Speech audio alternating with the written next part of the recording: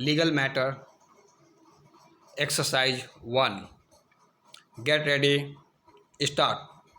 On the other hand, learned AGA has supported the judgment of conviction passed by the trial court and submitted that at the time of occurrence the appellants were apprehended at the spot by the police party, who had no axe to grind against them, and therefore the conviction is unassailed and has to be affirmed.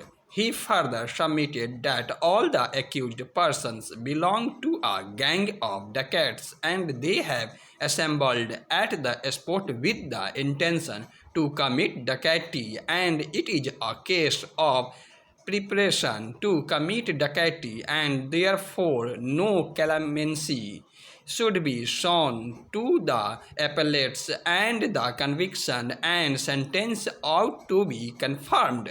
Having heard learned counsel for the parties and after going through evidence available on the record, we would first like to mention that it is right law for the prosecution to establish its case beyond all shadows of reasonable doubts. On the other hand, it is also settled legal proposition that only on the basis of the prosecution witnesses being a police personnel cannot constitute a reason to discard or discredit their testimonies. In the light of this cardinal principle, we find that PW1, PW2, and PW3 are all police witnesses of the prosecution witnesses. The trial court was informed all the above referred glaring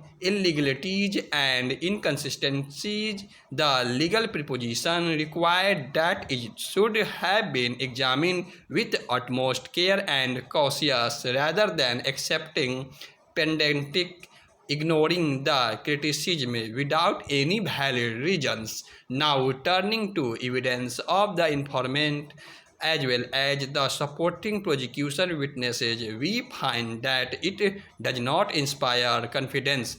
During incident, not even a single shot was fired by the dacoits, even when they were being chased.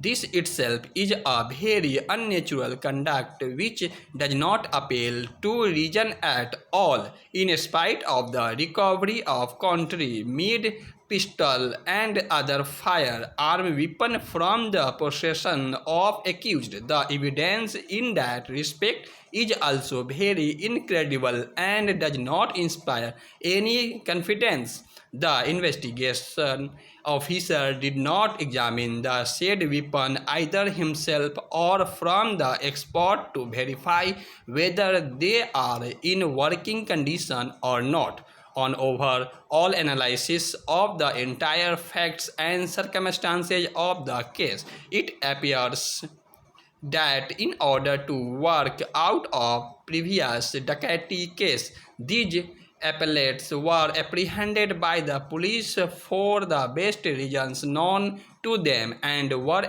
implicated in the present incident without there being any credible evidence against them. This court, from perusal of the recovery memo, finds that incriminating material and illegal weapons does not bear the signature of accused on it. Although signature of an accused on the recovery memo is not the mandatory requirement of the law, it is only the signature of the witnesses which are necessarily required.